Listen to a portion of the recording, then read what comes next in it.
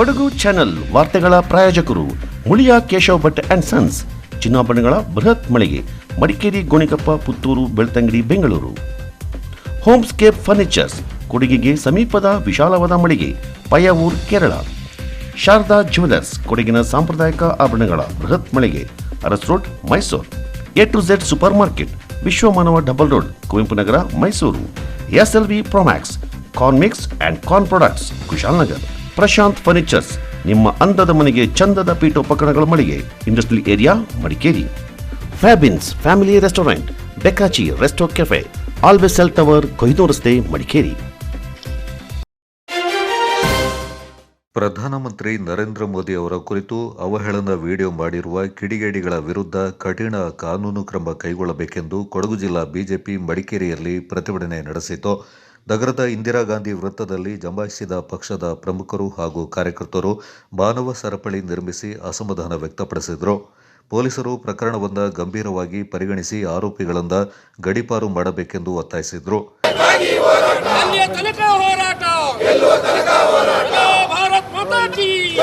ಬಿಜೆಪಿಯ ಹೋರಾಟಕ್ಕೆ ಕಾಂಗ್ರೆಸ್ ಸರ್ಕಾರಕ್ಕೆ,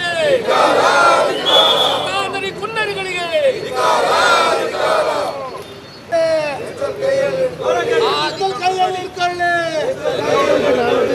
ಕೌಂಟರ್ ಮಾಡಿ ಸರ್, ಹಮ್ ತುಮಾರೆ ಸಾಥ್ ಹೈ. ಗಲ್ಲಿಗೇರಿಸಿ ಗಲ್ಲಿಗೇರಿಸಿ ಗಲ್ಲಿಗೇರಿಸಿ ಗಲ್ಲಿಗೇರಿಸಿ ಒತ್ತಡಿಸಿ ಒತ್ತಡಿಸಿ ತೊಲಗಿಸಿ ಭಾರತ್ ಮಾತಾ ಕೆ, ಸನಾತನ ಹಿಂದೂ ಧರ್ಮಕ್ಕೆ. ಬಿಜೆಪಿ ನಮ್ಮ ದೇಶದ ಪ್ರಧಾನಮಂತ್ರಿಗಳಂತಹ ಸನ್ಮಾನ್ಯ ನರೇಂದ್ರ ಮೋದಿಜಿಯವರು ಇಡೀ ಪ್ರಪಂಚದಲ್ಲೇ ವಿಶ್ವಗುರು ಅಂತ ಹೇಳುವಂಥ ಹೆಸರು ಪಡೆದಂಥವ್ರನ್ನ ಇವತ್ತು ಪಾಕಿಸ್ತಾನದ ಭಯೋತ್ಪಾದಕರು, ಪಾಕಿಸ್ತಾನಕ್ಕೆ ಜೈ ಹೇಳುವಂಥವರು ಇವತ್ತು ಸೋಷಿಯಲ್ ಮೀಡಿಯಾದ ಭಾಳ ಅವಹೇಳನಕಾರಿಯಾಗಿ ಮತ್ತು ಭಾಳಷ್ಟು ತುಚ್ಛವಾಗಿ ಸ್ಟೇಟ್ಮೆಂಟ್ ಕೊಟ್ಟು ಅದನ್ನು ವೈರಲ್ ಮಾಡಿದ್ದನ್ನು ನೋಡಿದಾಗ ನಿಜವಾಗಲೂ ಕೂಡ ಅವ್ರನ್ನ ಕಂಡಲ್ಲಿ ಗುಂಡಿಕ್ಕುವಂಥ ಕೆಲಸವನ್ನು ಮಾಡಬೇಕು. ಇವರು ಪಾಕಿಸ್ತಾನದಕ್ಕೆ ಜೈ ಅನ್ನುವಂಥವರೇ, ಇಂಥವ್ರನ್ನ ಪಾಕಿಸ್ತಾನಕ್ಕೆ ಕಳಿಸುವಂಥ ವ್ಯವಸ್ಥೆನ ಕೂಡ ಮಾಡಬೇಕು. ಇಲ್ಲಿ ಅವರಿಗೆ ಜೀವನ ಮಾಡೋಂಥ ಹಕ್ಕಿಲ್ಲ. ಇವತ್ತು ನಮ್ಮ ಯೋಗಿಜಿಯವರು ಏನು ಮಾಡ್ತಾರೆ, ಅವರ ಮನೆ ಮಠ ಇರ್ಬೋದು, ಅದನ್ನು ಕೂಡ ಡಮಾಲಿಷ್ ಮಾಡುವಂಥ ಕೆಲಸವನ್ನು ಕೂಡ ಮಾಡಬೇಕಾಗ್ತದೆ. ಈ ರೀತಿಯಲ್ಲಿ ನಮ್ಮ ದೇಶದ ಗಾಳಿ, ನೀರು, ಅನ್ನ ತಿಂದು ನಮ್ಮ ದೇಶದ ಪ್ರಧಾನಮಂತ್ರಿಗೆ ತುಚ್ಛವಾಗಿ ಮಾತಾಡುವಂಥವರು ಇವತ್ತು ಈ ಕಾಂಗ್ರೆಸ್ ಸರ್ಕಾರದಲ್ಲಿ ಕುಮ್ಮಕ್ಕಿನಿಂದ ಬಂದಿದ್ದಾರೆ ಅಂತ ಹೇಳಲಿಕ್ಕೆ ಚೆನ್ನಾಗಿ ಪಡ್ತೇನೆ. ಯಾಕೆಂತಂದರೆ ಇವರನ್ನು DJ ಹಳ್ಳಿ ಇರ್ಬೋದು, KJ ಹಳ್ಳಿ ಇರ್ಬೋದು, ಉದಯಗಿರಿ ಇರ್ಬೋದು, ಅದರ ಜೊತೆಗೆ ಜಮ್ಮು ಕಾಶ್ಮೀರದಲ್ಲಿರ್ಬೋದು, ಮಂಗಳೂರಲ್ಲಿ ಇರ್ಬೋದು, ಬಾಂಬ್ ಬ್ಲಾಸ್ಟ್ ಮಾಡಿದಂಥ ಸಂದರ್ಭದಲ್ಲಿ ಈ ಮಾಜಿ ಈಗಿನ ಹಾಲಿ ಡೆಪ್ಟಿ CM ಅವರು ಹೇಳಿದರು, ಇವರೆಲ್ಲ ನಮ್ಮ ಬ್ರದರ್ಸ್ ಅಂತ ಹೇಳುವಂಥ ಮಾತನ್ನು ಕೂಡ ಹೇಳಿದರು. ಅದರ ಜೊತೆಗೆ ನಮ್ಮ ಮುಖ್ಯಮಂತ್ರಿಗಳಾದ ಸಿದ್ದರಾಮಯ್ಯನವರು ಟಿಪ್ಪು ಜಯಂತಿನ ಮಾಡಲಿಕ್ಕೆ ಹೊರಟು ಆವತ್ತು ಕುಟ್ಟಪ್ಪನ ಹತ್ಯೆ ಆಗುವಂಥ ವ್ಯವಸ್ಥೆ ಕೂಡ ಆಯಿತು. ಅದೇ ರೀತಿ ಕುಮ್ಮಕ್ಕು ಕೊಡೋದ್ರಿಂದ ಇವತ್ತು ಈ ಪಾಕಿಸ್ತಾನಕ್ಕೆ ಜಯಕಾರ ಹಾಕೋರು, ಜಿಹಾದಿಯನ್ನು ಮಾಡುವಂಥವರು ಈ ರೀತಿ ವೈರಲ್ ಮಾಡುವಂಥ ವ್ಯವಸ್ಥೆನ ಕೂಡ ಮಾಡ್ತಾ ಇದ್ದಾರೆ. ಇದನ್ನು ತೀವ್ರವಾಗಿ ನಾವು ಖಂಡಿಸ್ತೇವೆ. ಅವ್ರನ್ನ ಈ ಮಡಿಕೇರಿಯಿಂದ ಇಮಿಡಿಯೇಟಾಗಿ ಸರ್ಕಾರ ಗಡೀಪಾರು ಮಾಡುವಂಥ ಕೆಲಸವನ್ನು ಮಾಡಬೇಕು ಅಂತ ಒತ್ತಾಯನೂ ಆಗ್ತಾ ಇದ್ದೀನಿ. ಕರ್ನಾಟಕ ರಾಜ್ಯದಲ್ಲಿ ಅರಾಜಕತೆ ತಾಂಡವಾಡ್ತಾ ಇದೆ. ಏಕೆಂತಂದರೆ ನಿನ್ನೆ ಕೊಡಗು ಜಿಲ್ಲೆಯ ಮಡಿಕೇರಿಯಲ್ಲಿ ಇರುವಂಥ ಒಂದು ಸ್ಪೈಸಸ್ ಶಾಪ್ನಲ್ಲಿ ಒಂದು 3-4 ಯುವಕರ ತಂಡ ನಮ್ಮ ದೇಶದ ನೆಚ್ಚಿನ ಪ್ರಧಾನಿಗಳು, ಇಡೀ ವಿಶ್ವಕ್ಕೆ ವಿಶ್ವಗುರುವಾಗಿ ದೇಶವನ್ನು ಅಭಿವೃದ್ಧಿಯತ್ತ ಕೊಂಡೊಯ್ತಿರುವಂಥ ಸನ್ಮಾನ್ಯ ಮೋದಿಜಿಯವರ ಬಗ್ಗೆ ಅತ್ಯಂತ ಅಶ್ಲೀಲವಾಗಿ, ಅತ್ಯಂತ ಕೆಟ್ಟ ಶಬ್ದಗಳಿಂದ ಅವರನ್ನು ನಿಂದಿಸುವಂಥ ಒಂದು ಕೆಲಸವನ್ನು ಮಾಡಿದ್ದಾರೆ. ಕೊಡಗು ಜಿಲ್ಲೆ ಹೇಳಿ ಕೇಳಿ ಹಿಂದಿನಿಂದಲೂ ಒಂದು ಶಾಂತಪ್ರಿಯ ಜಿಲ್ಲೆಯಾಗಿದೆ. ಆದರೆ ಕೆಲವರು ಈ ಶಾಂತಿಯನ್ನು ಕದಡುವುದೇ ಒಂದು ಉದ್ದೇಶ ಇಟ್ಕೊಂಡು ಇವತ್ತು ಶಾಂತಿಯನ್ನು ಕದಡುವ ಉದ್ದೇಶದಿಂದ ಈ ಪ್ರಧಾನಿಯವರನ್ನು ಈ ರೀತಿಯಾಗಿ ನಿಂದಿಸುವಂಥ ಕೆಲಸವನ್ನು ಮಾಡಿದ್ದಾರೆ. ಇವತ್ತು ಭಾರತೀಯ ಜನತಾ ಪಾರ್ಟಿ ನಾವು ಒತ್ತಾಯ ಮಾಡ್ತಿದ್ದೇವೆ. ಪೊಲೀಸ್ ಇಲಾಖೆಯವರು ಅವ್ರನ್ನ ಬಂಧಿಸಿದ್ದಾರೆ, ಆದರೆ ಒಂದು ದಿನ ಬಂಧನ ಮಾಡಿ ಅವ್ರನ್ನ ಹೊರಗೆ ಬಿಡುವಂಥ ಪ್ರಯತ್ನ ಆಗಬಾರ್ದು. ಇವರ ವಿರುದ್ಧ ಕಠಿಣ ಕ್ರಮ ಆಗಬೇಕು. ಕಾನೂನಲ್ಲಿ ಅವರು ಯಾವುದೇ ಕಾರಣಕ್ಕೆ ಹೊರಗೆ ಬಂದು ಮತ್ತೆ ಸಮಾಜದಲ್ಲಿ ಈ ಅಶಾಂತಿಯನ್ನು ಮೂಡುವ ರೀತಿಯಲ್ಲಿ ಅವರಿಗೆ ಅವಕಾಶ ಮಾಡದಂತೆ ಕಠಿಣ ಕಾನೂನು ನಮಗೆ ಕೈಗೊಳ್ಳಬೇಕು. ಇಲ್ಲಾಂದರೆ ಅವರನ್ನು ಕೊಡಗು ಜಿಲ್ಲೆಯಿಂದ ಗಡೀಪಾರು ಮಾಡುವಂಥದ್ದು ಆಗಬೇಕು. ಇಲ್ಲಾಂದರೆ ಮತ್ತೆ ಮತ್ತೆ ಜಿಲ್ಲೆಯಲ್ಲಿ ಅಶಾಂತಿ ಆಗೋ ಮುಖಾಂತರ ಸಮಾಜವನ್ನು ಒಡೆಯುವ ಕೆಲಸವನ್ನು ಮಾಡ್ತಿದ್ದಾರೆ. ಅದರ ವಿರುದ್ಧ ಭಾರತೀಯ ಜನತಾ ಪಾರ್ಟಿ ತೀವ್ರವಾಗಿ ಹೋರಾಟ ಮಾಡ್ತಿದ್ದೇವೆ. ಮುಂದೆಯೂ ಇದೇನಾದರೂ ಇದೇ ರೀತಿ ಮುಂದುವರೆದರೆ ಜಿಲ್ಲೆ ಅಶಾಂತಿಯ ಒಂದು ತಾಣ ಆಗ್ತದೆ. ಜಿಲ್ಲಾ ಬಿಜೆಪಿ ಅಧ್ಯಕ್ಷ ರವಿ ಕಾಳಪ್ಪ, ಮಾಜಿ ಶಾಸಕ ಎಂಪಿ ಅಪ್ಪಚ್ಚು ರಂಜನ್, ವಿಧಾನ ಪರಿಷತ್ನ ಮಾಜಿ ಸದಸ್ಯ ಸುನಿಲ್ ಸುಬ್ರಹ್ಮಣಿ, ಬಿಜೆಪಿ ಮಹಿಳಾ ಮೋರ್ಚಾದ ಅಧ್ಯಕ್ಷೆ ಅನಿತಾ ಪೂವಯ್ಯ, ಬಿಜೆಪಿ ಯುವ ಮೋರ್ಚಾದ ಜಿಲ್ಲಾಧ್ಯಕ್ಷ ಮಹೇಶ್ ತಿಮ್ಮಯ್ಯ, ನಗರಸಭಾ ಅಧ್ಯಕ್ಷೆ ಕಲಾವತಿ, ಉಪಾಧ್ಯಕ್ಷ ಮಹೇಶ್ ಜೈನಿ, ಪ್ರಮುಖರಾದ ಅರುಣ್ ಕುಮಾರ್, ಕಿಶೋರ್ ಕುಮಾರ್, ಮನುಮುತ್ತಪ್ಪ, ಕೆಎಸ್ ರಮೇಶ್, ಅರುಣ್ ಶೆಟ್ಟಿ, ಪಿಎಂ ರವಿ ಸೇರಿದಂತೆ ಮತ್ತಿತರ ಕಾರ್ಯಕರ್ತರು ಪ್ರತಿಭಟನೆಯಲ್ಲಿ ಪಾಲ್ಗೊಂಡಿದ್ದರು. ಭಾರತ್ ಮಾತಾ ಕಿ ದೇಶದ್ರೋಹಿಗಳಿಗೆ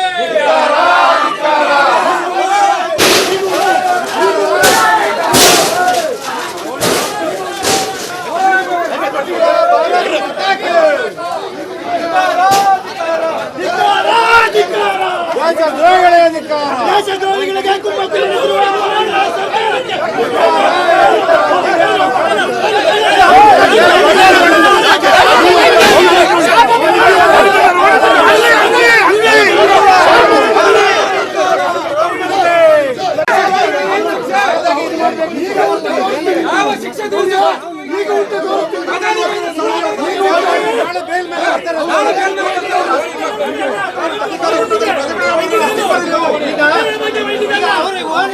ವಿರುದ್ಧ ಇದ್ರೆ ಅವತ್ತೇ ಹುಡುಗರ ಮೇಲೆ ಓನರ್ ಕಂಪ್ಲೇಂಟ್ ಕೊಡ್ಬೇಕಿತ್ತಲ್ಲ. ಈಗ ಅವರು ಬೆಂಬಲ ಕೊಟ್ಟಾಗೈತಲ್ಲ, ಇವತ್ತು ಓನರ್ ಕರೀರಿ. ಅವರ ಸಲಹೆ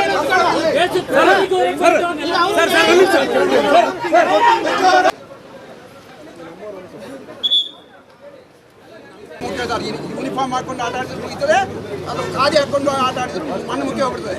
ಆದರೆ ಒಂದು ಇಟ್ಕೊಳ್ಳಿ, ದಿಮಾಕ್ ಮಾತ್ರ ಇಟ್ಕೋಬೇಡಿ. ಸೊ ಫ್ರೆಂಡ್ಲಿ ಪೊಲೀಸ್ ಆಗಿ ಕೆಲಸ ಮಾಡಿ. ಭಾರತ್ ಮಾತಾ ಕಿ ಭಾರತೀಯ ಜನತಾ ಪಾರ್ಟಿ ನರೇಂದ್ರ. ದೇಶದ ಪ್ರಧಾನಮಂತ್ರಿಗಳನ್ನು ಅಪಮಾನಿಸಿ ಬಂಧಿತರಾಗಿರುವ ಕಿಡಿಗೇಡಿ ಆರೋಪಿಗಳು ಮಡಿಕೇರಿ ನಗರ ಬಿಜೆಪಿ ಮುಖಂಡರ ಚೇಲಾಗಳಾಗಿದ್ದಾರೆ ಎಂದು ಕೊಡಗು ಜಿಲ್ಲಾ ಕಾಂಗ್ರೆಸ್ ವಕ್ತಾರ ತೆನ್ನಿರ ಮೈನಾ ಗಂಭೀರ ಆರೋಪ ಮಾಡಿದ್ದಾರೆ. ಸಂವಿಧಾನಬದ್ಧ ಹುದ್ದೆಯಲ್ಲಿ ಪರಮೋಚ್ಚ ಸ್ಥಾನದಲ್ಲಿರುವ ದೇಶದ ಪ್ರಧಾನಮಂತ್ರಿಗಳಿಂದ ಮಡಿಕೇರಿಯ ರಾಷ್ಟ್ರೀಯ ಹೆದ್ದಾರಿ ಸಮೀಪದಲ್ಲಿ ಅನಧಿಕೃತ ಮಳಿಗೆಗಳಿಂದ ಮಡಿಕೇರಿ ಬಿಜೆಪಿ ಮುಖಂಡರ ಬಹಿರಂಗ ಕುಮ್ಮಕ್ಕಿನಿಂದ ನಡೆಸ್ತಾ ಇರುವ ವ್ಯಕ್ತಿಯ ಸಿಬ್ಬಂದಿಗಳು ಅತ್ಯಂತ ಕೀಳಾಗಿ ನಿಂದಿಸಿ ವಿಡಿಯೋ ಹರಿಯಬಿಟ್ಟಿದ್ದು, ಈ ಹಿನ್ನೆಲೆಯಲ್ಲಿ ಮಡಿಕೇರಿ ನಗರ ಪೊಲೀಸರು ಸ್ವಯಂ ಪ್ರೇರಿತ ದೂರು ದಾಖಲಿಸಿಕೊಂಡು ಕ್ಷಿಪ್ರಗತಿಯಲ್ಲಿ ಆರೋಪಿಗಳನ್ನು ಬಂಧಿಸಿದ್ದಾರೆ. ಸದರಿ ಆರೋಪಿಗಳು ಮಡಿಕೇರಿ ಬಿಜೆಪಿ ಮುಖಂಡರ ಚೇಲಾಗಳಾಗಿದ್ದು, ಅವರ ಕೃಪಾ ಕಟಾಕ್ಷದಿಂದಲೇ ಇಂತಹ ದುಷ್ಕೃತ್ಯ ಎಸಗಿದ್ದಾರೆ. ಹಾಗಾಗಿ ಕೊಡಗು ಬಿಜೆಪಿ ಸಾರ್ವಜನಿಕವಾಗಿ ಜನರ ಕ್ಷಮೆಯಾಚಿಸಲಿ ಅಂತ ತೆನ್ನಿರ ಮೈನಾ ಒತ್ತಾಯಿಸಿದ್ದಾರೆ. ಸದರಿ ಅಕ್ರಮ ಮಳಿಗೆಗಳನ್ನು ತೆರವುಗೊಳಿಸಲು ನಗರಸಭೆ ಸೂಚನೆ ನೀಡಿದರೂ ಕೂಡ ಬಿಜೆಪಿ ಪಕ್ಷದ ಕೆಲವು ನಗರಸಭಾ ಸದಸ್ಯರು ಅಕ್ರಮ ಮಳಿಗೆಯ ಪರ ನಿಂತು ನಗರಸಭೆ ಸಾಮಾನ್ಯ ಸಭೆಯಲ್ಲಿ ತಾವು ವಾಮಮಾರ್ಗಿಗಳು ಎಂಬುದನ್ನು ಪ್ರದರ್ಶನ ಮಾಡಿದರು. ಇಂತಹ ನೀತಿಗೆಟ್ಟ ಬಿಜೆಪಿ ನಾಯಕರು ತಮ್ಮ ಚೇಲಾಗಳಿಗೆ ಅಪರಾಧ ಎಸಗಲು ಪರೋಕ್ಷವಾಗಿ ಕುಮ್ಮಕ್ಕು ನೀಡಿರುವ ಸಾಧ್ಯತೆ ಇದ್ದು, ಉನ್ನತ ಮಟ್ಟದ ತನಿಖೆಗೆ ಒತ್ತಾಯಿಸಲಾಗುವುದೆಂದು ತೆನ್ನಿರ ಮೈನಾ ಪ್ರಕಟಣೆಯಲ್ಲಿ ತಿಳಿಸಿದ್ದಾರೆ. ಪ್ರಧಾನಿ ನರೇಂದ್ರ ಮೋದಿಯವರ ಬಗ್ಗೆ ಅವಹೇಳನಕಾರಿಯಾಗಿ ಸಾಮಾಜಿಕ ಜಾಲತಾಣದಲ್ಲಿ ಹರಿಯಬಿಟ್ಟ ಮಡಿಕೇರಿಯ 4 ಮಂದಿಯಿಂದ ಕೊಡಗಿನಿಂದ ಗಡೀಪಾರು ಮಾಡುವಂತೆ ವಿರಾಜಪೇಟೆ ನಗರ ಠಾಣೆಯಲ್ಲಿ ಬಿಜೆಪಿ ಕಾರ್ಯಕರ್ತರು ಪುಕಾರು ನೀಡಿದರು. ಅಂಗೀಕಾರ ಆಗಿದೆ ನಿನ್ನೆ ವಿಧಾನಸಭೆಯಲ್ಲಿ. ಇವ್ರ ಮೇಲೆ ಅದೇ ಕಂಪ್ಲೇಂಟ್ ಅನ್ನು ರಿಜಿಸ್ಟರ್ ಮಾಡಿ 7 ವರ್ಷ ಅವರಿಗೆ 8 ವರ್ಷ ಇಟ್ಟಿದ್ದಾರೆ. ಅದ್ರ ಬಗ್ಗೆ ಕಂಪ್ಲೇಂಟ್ ಒಂದು ಎಫ್ಐಆರ್ ಮಾಡ್ತಾರೆ. ಆರೋಪಿಗಳು ಬೇರೆ ಆಗಿದ್ರೆ ಬೇರೆ ಬೇರೆ ಎಫ್ಐಆರ್ ಮಾಡ್ತೀವಿ. ಇಲ್ಲ ಇನ್ಸಿಡೆಂಟ್ ಒಬ್ಬ ವ್ಯಕ್ತಿ ಬೇರೆ ಬೇರೆ ಇನ್ಸಿಡೆಂಟ್ ಮಾಡಿದ್ರೆ, ಈಗ ಚೀಟಿಂಗ್ ಕೇಸ್ ಇಲ್ಲೂ ಮಾಡಿದ್ದಾನೆ, ಮಡಿಕೇರಿ ನಾವು ಒಂದು ಮಾಡ್ತೀವಿ, ಮಡಿಕೇರಿ ಮಾಡಿದ್ದಾನೆ ಒಬ್ಬ ವ್ಯಕ್ತಿ, ಇಲ್ಲೂ ಮಾಡ್ತೀವಿ, ಅಲ್ಲೂ ಮಾಡ್ತೀವಿ, ಎಲ್ಲ ಕಡೆ ಮಾಡ್ತೀವಿ. ಆರೋಪಿಗಳು ಚೇಂಜ್ ಆದ್ರೂ ಕೂಡ ಮಾಡ್ತೀವಿ. ಒಂದೇ ವಿಷಯದ ಬಗ್ಗೆ ಒಂದೊಂದು ಅದಾಯ್ತು, ಅದಾಯ್ತು, ಬೇರೆ ಬೇರೆ ಆರೋಪಿಗಳು ನಾವು ಬೇರೆ ಮಾಡುದು. ಈಗ ಒಂದ್ರಲ್ಲಿ ಯಾವ್ದೋ ಒಂದು ಲೋಡ್ ಇದಾಗಿದೆ, ಒಂದು ಸೇಮ್ ಬಂದಿದೆ, ಅದನ್ನ ಬಿಟ್ಟು ನಾವು ಯಾರು ಒಬ್ರು ಮಾಡ್ಕೊಳ್ತೀವಿ. ಇದು ನಾನು ತಗೊಳ್ತೀನಿ, ಇದನ್ನ ಮೇಲಧಿಕಾರಿಗಳಿಗೆ ಕಳಿಸ್ತೀನಿ, ಇದನ್ನ ಫಾರ್ವರ್ಡ್ ಮಾಡ್ತೀನಿ. ಈಗ ವಿರಾಜಪೇಟೆ ಇದೆಲ್ಲೂ ಕೊಟ್ಟಿದ್ದಾರೆ, ಕುಶಾಲನಗರ ಕೊಟ್ಟಿದ್ದಾರೆ, ಮಡಿಕೇರಿ ಮಣಿಕೊಪ್ಪ ಈ ಕಡೆ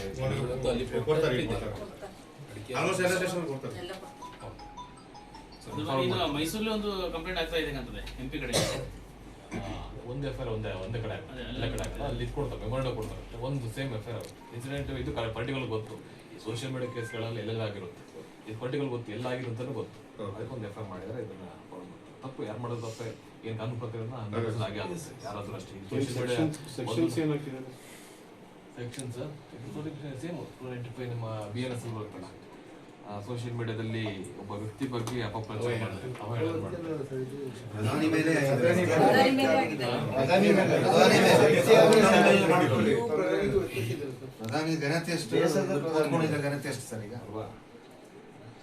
ಇಲ್ಲಿ ಎಲ್ಲರಿಗೆ ಎಚ್ಚರ ಇರಲಿ ಸರ್. ಇದು ಇದೇ ರೀತಿ ಎಚ್ಚರ ಇರಲಿ ಸರ್. ಇದು ಬೇರೆ ರೀತಿಯಲ್ಲಿ ಬರುತ್ತೆ ಸರ್. ಈಗ ಒಂದು 3-4 years ಹಿಂದೆ ಏನ್ ಬೇಕಾದ್ರೆ ಮಾಡ್ತಿದ್ರು ಆಗ್ತಿಲ್ಲ, ಬಟ್ ಈಗ ಡಿಪಾರ್ಟ್ಮೆಂಟ್ ಅಷ್ಟೇ ಸಣ್ಣ ಹಾಕೊಳ್ಳೋಕೆ ಸ್ವಲ್ಪ ಎದುರ್ತಾರೆ. ಸರ್ ನಾವು ನೀವು ಹೇಳಕ್ಕೆ ನಮ್ಮಲ್ಲಿ ನಿಮ್ಮ ಡಿಪಾರ್ಟ್ಮೆಂಟ್ ಸ್ವಲ್ಪ ವೀಕ್ ಇರೋದ್ರಿಂದ ಇದೆಲ್ಲ ಪ್ರಾಬ್ಲಮ್ ಮಾಡ್ತಾರೆ. ಯಾಕಂದ್ರೆ ಇವರಿಗೆ ಖಡಕದ ಒಂದು ಪನಿಷ್ಮೆಂಟ್ ಆಗ್ತಾ ಇಲ್ಲ. ಸೋಷಿಯಲ್ ಈಗ ಸ್ಟ್ರಾಂಗ್ ಆಗಿದೆ, ಸ್ಟ್ರಾಂಗ್ ಆಗಿದೆ, ಆದ್ರೂ ಮಾಡ್ತಿದ್ದಾರೆ ನೋಡಿ. ಒಂದು ಗ್ರೂಪ್ ಇದೆಲ್ಲ ಲೈವ್ ಆಗಿ ಮಾಡ್ತಿದ್ದಾರೆ. ಸೋಷಿಯಲ್ ಮೀಡಿಯಾ ಮಾನಿಟರಿಂಗ್ ಸ್ಟೇಷನ್ ಒಬ್ರು ಇದ್ದಾರೆ, ಇಡೀ ಡಿಸ್ಟ್ರಿಕ್ಟ್ ಎಲ್ಲ ಸ್ಟೇಷನ್ ಇರ್ತಾರೆ, ಅಲ್ಲೊಂದು ಸೆಲ್ ಅಂತ ಅಲ್ಲೊಂದು 4 ಜನ ವರ್ಕ್ ಮಾಡ್ತಾರೆ. ಇದೇ ಕೆಲಸ.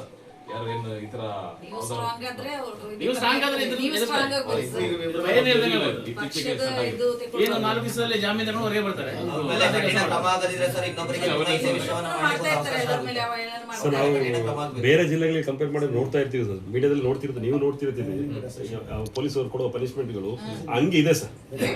ನೋಡಿರೋದು ಕಾಣುತ್ತೆ ನನಗೆ, ಹಂಗೆ ಇದೆ ಸರ್. ಆ ರೀತಿ ಇಬ್ಬರಿಗೆ ಒಂದು ಪನಿಷ್ಮೆಂಟ್ ಬಂದ್ರೆ ನಮ್ಮವರಾದ್ರೆ ನಮಗೂ ಕೊಡಿ ಸರ್, ತೊಂದರೆ ಇಲ್ಲ. ಅವ್ರಿಗೆಲ್ಲ ಅವ್ರಿಗೆ ಕೊಡಿ. ಅಲ್ಲಿಗೆ ಏನಾಗ್ತಂತ ಹೇಳಿದ್ರೆ ಮತ್ತೆ ಅದನ್ನ ಮಾಡೋದಿಲ್ಲ ಸರ್. ನಾವು ಕಾಣ್ತಿದ್ದೀವಿ ಸರ್. ದಯವಿಟ್ಟು ಅದನ್ನ ನೀವು ಮಾಡಿರೋ ಉಂಟಲ್ಲ ಸರ್, ಒಂದ್ಸಲ ಮಾಡಿದ್ರೆ ಸಾಕು ಸರ್. ಅದೇ ಟ್ರೀಟ್ಮೆಂಟ್ ಆಗಬೇಕು, ನೀಟಾಗಿ ಟ್ರೀಟ್ಮೆಂಟ್ ಆದ್ರೆ ಎಲ್ಲ ಆಗ್ತದೆ. ಸರಿ ಬರ್ತದೆ. 2-3 years ಇದೆಲ್ಲ ಬರಲ್ಲ. ಆಮೇಲೆ ಅವೇರ್ನೆಸ್ ತುಂಬಾ ಜನ ನಿಮ್ಮಲ್ಲೇ ಎಷ್ಟು ಜನ ಬಂದಿರೋ ಗೊತ್ತು, ಮೆಸೇಜ್ ಹಾಕಲ್ಲ, ನಾವು ಹಾಕ್ತಿದ್ವಿ ಅವಾಗೆಲ್ಲ. ಕೆಲವರು ನಿಮ್ಮಲ್ಲೇ ಎಷ್ಟು ಜನ ಫೇಸ್ಬುಕ್ ಗೊತ್ತಿರ್ಲಿಲ್ಲ ಏನ್ ಹಾಕೋದು ಮೆಸೇಜ್ ಅಂತ. ಈಗ ಹಾಕ್ಬೇಕಾದ್ರೆ ಒಂದ್ಸಲ ನೋಡಾಡ್ತೀವಿ, ಹಾಕೋದು ಬೇಡ ಅಂತ. ಆ ಸೀರಿಯಸ್ ನಮ್ಮಲ್ಲಿ ಬಂದಿದೆ ಸ್ವಲ್ಪ. ಇನ್ನು ಹೋಗ್ತಾ ಕಡೆಗೆ ಕರೆಕ್ಟ್ ಆಗ್ಬಿಡಿ, FIR ಆಗಿದೆ ಆಲ್ರೆಡಿ, ಇದನ್ನು ಕಳಿಸ್ಕೊಡ್ತೀನಿ. ಇನ್ನೊಬ್ಬನಿದ್ದಾನೆ ಸರ್, ಅವರು ಗೊತ್ತಾಯ್ತು, ಟ್ರೈ ಮಾಡ್ತೀನಿ. ನಮ್ಮ ಟೀಮ್ ಮಾಡಿದ್ದಾರೆ, ಮಾತಾಡೋದಕ್ಕೆ ಸರ್. ಇದೊಂದು ವ್ಯವಸ್ಥಿತ ಜಾಲತೆ ಕಂಡಿಡ್ಬೋದು. ಯಾಕಂದ್ರೆ ಲಾಸ್ಟ್ ಟೈಮ್ ಒಂದು ನಮ್ಮ ಮರ್ಡರ್ ಆಯ್ತು ನೋಡಿ, ಒಂದು ಸ್ವಲ್ಪ ಅಬ್ಸರ್ವ್ ಮಾಡೋದು ಒಳ್ಳೇದು. ಯಾಕಂದ್ರೆ ಸ್ವಲ್ಪ ಬ್ಯಾಕ್ ಗ್ರೌಂಡ್ ಏನು ಅಂತ ನೋಡ್ಬಿಟ್ಟು ತಾವು ತಮ್ಮ ಕೆಲಸಗಳು ಮಾಡಿದ್ರೆ ಸಾಕು ಸರ್. ಆಗ ಅಲ್ಲಿ ಎಲ್ಲ ಮುಚ್ಚೋಗ್ಬಿಡ್ತದೆ ಸರ್. ಅವರೆಲ್ಲ ರೀಸನ್ ಕೊಟ್ಟಿದ್ದಾರೆ ಸರ್, ಏನಕ್ಕೆ ಮಾಡಿದ್ರು ಇಲ್ಲ ಸರ್. ಏನ್ ರೀಸನ್ ಬರ್ತಾರೆ, ಗಾಂಜಾ ಹೊಡ್ಕೊಂಡು ಮಾಡಿದಾರೆ ಅಷ್ಟೇ. ಗಾಂಜಾ ಇಲ್ಲ ಬಂದಿಲ್ಲ ಅಲ್ಲ, ಏನಿಲ್ಲ, ಗಾಂಜಾ ಹೊಡ್ಕೊಂಡು ಮಾಡಿದಾರೆ ಕೆಲಸ ಇದು ಅಷ್ಟೇ. ಅದೆಲ್ಲ ಸುಮ್ಮನೆ ಹೇಳೋದು, ಅದ್ರ ಹಿಂದ್ಗಡೆ ರೀಸನ್ ಇರ್ತದೆ.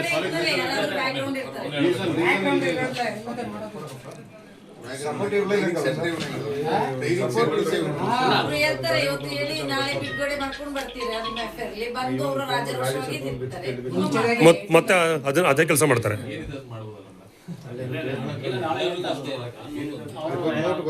ಗಾಂಜಾ ಹೊಡಿತಾನೋ ಇಲ್ಲ ಅಂತ ಹೇಳಿದ್ರೆ ಬೇರೆ ಏನಾದ್ರು ಹುಷಾರಿಲ್ವಾ, ಮೆಂಟಲ್ ಪ್ರಾಬ್ಲಮ್.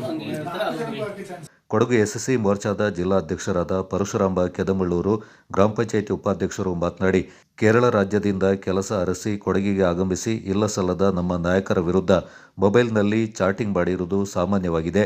ಇಂಥವರಿಗೆ ಕುಮ್ಮಕ್ಕು ನೀಡಿ ಸಹಕರಿಸುವ ಯಾರೇ ಆಗಿದ್ರೂ ಅವರ ಮೇಲೆ ನಿರ್ದಾಕ್ಷಿಣ್ಯವಾಗಿ ಕಾನೂನು ಕ್ರಮವನ್ನು ಕೈಗೊಳ್ಳಬೇಕು. ಜಿಲ್ಲಾ ಪೊಲೀಸ್ ವರಿಷ್ಠಾಧಿಕಾರಿಗಳು ಇವರ ವಿರುದ್ಧ ಕಾನೂನು ಕ್ರಮ ಅನುಸರಿಸಿ ಮುಂದೆ ನಮ್ಮ ದೇಶದ ಯಾವುದೇ ಪ್ರಭಾವಿ ಸದಸ್ಯರ ಮೇಲೆ ಇಲ್ಲಸಲ್ಲದ ಆರೋಪ ಮಾಡಿದರೆ ಮುಂದಿನ ದಿನಗಳಲ್ಲಿ ಬಿಜೆಪಿ ವತಿಯಿಂದ ಅವರನ್ನು ಪೋಷಿಸುವವರ ವಿರುದ್ಧ ಪ್ರತಿಭಟನೆ ನಡೆಸಲಾಗುತ್ತೆ ಎಂದರು. ನಿನ್ನೆ ಒಂದು ಮಡಿಕೇರಿಯಲ್ಲಿ ಒಂದು ಅಹಿತಕರ ಘಟನೆ ಒಂದು ನಡೆದಿದೆ. ಅದು ನಮ್ಮ ದೇಶದ ಪ್ರಧಾನಿ ಒಂದು ಅಂಥ ಒಂದು ವ್ಯಕ್ತಿ ಮೇಲೆ ಒಂದು ಅವಾಚ್ಯ ಶಬ್ದಗಳಿಂದ ನಿಂದಿಸುವ ಬಗ್ಗೆ ಒಂದು ಖಂಡನ ಒಂದು ವ್ಯಕ್ತಪಡಿಸ್ತಾ ಇದ್ವಿ. ಇವರುಗಳು ಏನು ಈಗ ಕೊಡಗಿನಲ್ಲಿ ಒಂದು ಕಾನೂನಿನ ಭಯ ಇಲ್ಲದೆ ಒಂದು ಈ ವಾಟ್ಸಪ್, ಫೇಸ್ಬುಕ್ಕು ದಲ್ಲಿ ಒಂದು ಕೀಳು ಮಟ್ಟದ ಒಂದು ವಿಡಿಯೋ ರೆಕಾರ್ಡ್ ಮಾಡ್ಕೊಳ್ಳೋದು ಎಲ್ಲ ಹಂಚಿಕೊಂಡು ಸಾಮಾಜಿಕ ಜಾಲತಾಣದಲ್ಲಿ ಅದನ್ನು ಹರಿಬಿಡುವಂಥದ್ದು ನಿರಂತರ ನಡೀತಿದೆ. ಈಗ ನಮ್ಮ ಏನು ಪೊಲೀಸ್ ಇಲಾಖೆ ಏನಿದೆ ಇದನ್ನು ಕಾನೂನಿನ ಕಟ್ಟುನಿಟ್ಟಿನ ಕ್ರಮ ಕೈಗೊಂಡು ಇದಕ್ಕೆ ಒಂದು ಅಂತ್ಯ ಆಡುವಂಥದ್ದು ಆಗಬೇಕು. ಯಾಕೆಂದರೆ ಇದು ಸುಮಾರು ಈಗ ನಾವು ಈಗ ನೆನ್ನೆ ಮೊನ್ನೆ ಅಂತಲ್ಲ, ಸುಮಾರು ಟೈಮಿಂದ ನಾವು ಇದನ್ನು ನೋಡ್ತಾ ಇದ್ದೀವಿ. ಈ ಸಾಮಾಜಿಕ ಜಾಲತಾಣದಲ್ಲಿ ಕೆಲವ್ರನ್ನ ತೇಜೋವಧೆ ಮಾಡುವಂಥದ್ದು, ಬೇಡ ಥರದ ಒಂದು ಇದನ್ನು ಕ್ರಿಯೇಟ್ ಮಾಡುವಂಥದ್ದು ಇದೆಲ್ಲ ನಡೀತಾ ಇದೆ. ಇದೆಲ್ಲ ಆಗಬಾರ್ದು. ಯಾಕೆಂದರೆ ನಾವು ಒಬ್ಬನ ವೈಯಕ್ತಿಕ ನಿಂದನೆ ಮಾಡೋದು ಅದು ಭಾರಿ ಒಂದು ಕೀಳುಮಟ್ಟದ ಒಂದು ವ್ಯವಸ್ಥೆ. ಅದು ಯಾರಿಗೂ ಹಕ್ಕಿಲ್ಲ ಅದಕ್ಕೆ. ಹಾಗೆ ಆ ಮಾಡಿದಂಥ ಅದು ದೇಶದ ಪ್ರಧಾನಿ ಬಗ್ಗೆ ಈ ಕೀಳು ಮಟ್ಟದ ಒಂದು ವ್ಯವಸ್ಥೆ ಮಾಡಿದ್ದಾರೆ ಅಂತ ಹೇಳಿದ್ರೆ ಅದು ವ್ಯವಸ್ಥಿತ ಸಂಚು ಅದು. ಯಾಕೆಂದರೆ ಇದರ ಹಿಂದೆ ಏನೋ ಒಂದು ಕಾಣದ ಕೈಗಳು ಕೆಲಸ ಮಾಡಿರ್ಬೋದು. ಮತ್ತು ಇನ್ನೊಂದು ಏನು ಆ ಸ್ಪೈಸಸ್ ಶಾಪ್ ಇದೆ ಮಡಿಕೇರಿಯಲ್ಲಿ, ಅವ್ರು ಏನಲ್ಲಿ ವಿಡಿಯೋ ಮಾಡಿದ್ದಾರೆ, ಅವ್ರು 3 ಜನ ಅಲ್ಲ 4 ಜನ ಇದ್ದಾರೆ ಅಂತ ನಾನು ಹೇಳಿದೆ. ಯಾಕೆ ವಿಡಿಯೋ ಮಾಡಿದವರು ಸಮೇತ ಅವರೊಂದು ಅಪರಾಧ ಸ್ಥಾನದಲ್ಲಿ ಅವ್ರನ್ನು ಬಂಧಿಸಬೇಕು. ಮತ್ತು ಆ ಸ್ಪೈಸಸ್ ಬೋರ್ಡಲ್ಲಿ ಏನು ಶಾಪ್ ಇದೆ, ಆ ಶಾಪಲ್ಲಿ ಮಾದಕ ದ್ರವ್ಯಗಳ ಒಂದು ಜಾಲ ಇರ್ಬೋದು ಅಂತ ಹೇಳೋದು ನನ್ನ ಒಂದು ಡೌಟ್ ಇದೆ. ಅದನ್ನು ಸ್ವಲ್ಪ ಕೂಲಂಕುಷವಾಗಿ ಒಂದು ತನಿಖೆ ಮಾಡಬೇಕು. ಆ ಏನು ಶಾಪ್ ಇದೆ ಆ ಶಾಪನ್ನು ಸೀಸ್ ಮಾಡಿಬಿಟ್ಟು ಅವ್ರಿಗೆ ಇನ್ನಲ್ಲಿ ವ್ಯಾಪಾರ ಮಾಡೋದಂಥ ಒಂದು ವ್ಯವಸ್ಥೆಯನ್ನು ಕಾನೂನು ಕ್ರಮವನ್ನು ಕೈಗೊಳ್ಳಬೇಕು. ಅದಕ್ಕೆ ಆ ನಗರಸಭೆಯನ್ನು ಅವರು ಸ್ವಲ್ಪ ಮುತುವರ್ಜಿ ವಹಿಸಬೇಕು. ಇನ್ನಂಥವ್ರಿಗೆ ಲೈಸೆನ್ಸ್ ಕೊಡೋದಕ್ಕೆ ಸ್ವಲ್ಪ ಎಚ್ಚರಿಕೆಯನ್ನು ಕೊಡಬೇಕು. ಈ ಕಾನೂನು ಎಲ್ಲಿ ನಮಗೆ ವೀಕ್ ಆಗ್ತಾ ಇದೆ, ಇಂಥ ಒಂದು ಸಮಸ್ಯೆಗಳು ಉದ್ಭವ ಆಗ್ತದೆ. ಇಂಥ ಸಮಸ್ಯೆಗಳು ಬಂದಾಗ ಇದನ್ನು ಕರೆಕ್ಟಾಗಿ ಒಂದು ಕಟ್ಟುನಿಟ್ಟಿನ ಕ್ರಮ ಕೈಗೊಂಡು ಮುಂದೆ ಇವರಿಗೆ ಯಾರು ಈ ಥರ ಅವೈಜ್ಞಾನಿಕವಾಗಿ ಒಂದು ಮಾತಾಡುವಂಥದ್ದು ಮತ್ತು ಒಂದು ಕಾನೂನು ಮಿತಿಮೀರಿ ಒಂದು ಆಡುವಂಥದ್ದು. ಈ ಸಂದರ್ಭ ವಿರಾಜಪೇಟೆ ನಗರ ಬಿಜೆಪಿ ಅಧ್ಯಕ್ಷ ಅನಿಲ್ ಮಂದಣ್ಣ, ಡಿಸಿಸಿ ಬ್ಯಾಂಕ್ ಉಪಾಧ್ಯಕ್ಷ ರಘು ನಾಣಯ್ಯ, ಪಟ್ಟಣ ಪಂಚಾಯಿತಿಯ ಮಾಜಿ ಸದಸ್ಯ ಜೂನಾ ಸುನೀತಾ ಮತ್ತಿತರ ಕಾರ್ಯಕರ್ತರು ಪಾಲ್ಗೊಂಡಿದ್ದರು. ವಿರಾಜಪೇಟೆ ಸಾರ್ವಜನಿಕ ರಸ್ತೆಗಾಗಿ ನಡೀತಾ ಇದ್ದ ಪ್ರತಿಭಟನೆ ಅಂತ್ಯಗೊಂಡಿತು. ಕಳೆದ 2 ದಿನಗಳಿಂದ ನಿರಂತರವಾಗಿ ವಿರಾಜಪೇಟೆ ಬ್ಲಾಕ್ ನಂಬರ್ 5ರಲ್ಲಿ ಸಾರ್ವಜನಿಕ ರಸ್ತೆಗಾಗಿ ಪ್ರತಿಭಟನೆ ನಡೆಸಲಾಗಿತ್ತು. ಅಲ್ಲದೆ ಮುಖ್ಯ ರಸ್ತೆಗಾಗಿ ಅಡ್ಡ ರಸ್ತೆಗೆ ತೆರಳುವ ದಾರಿ ಅಡ್ಡಲಾಗಿ ಸಿಮೆಂಟ್ ಅಂಗಡಿ ಮಾಲೀಕರೊಬ್ಬರು ಪ್ರತಿನಿತ್ಯ ಕಿರುಕುಳ ಕೊಡ್ತಾ ಇದ್ದು ತನ್ನದೇ ಸ್ವಂತ ರಸ್ತೆ ಅಂತ ಹಲವರಿಗೆ ತಪ್ಪು ಮಾಹಿತಿಯನ್ನು ನೀಡ್ತಾ ಇದ್ರು.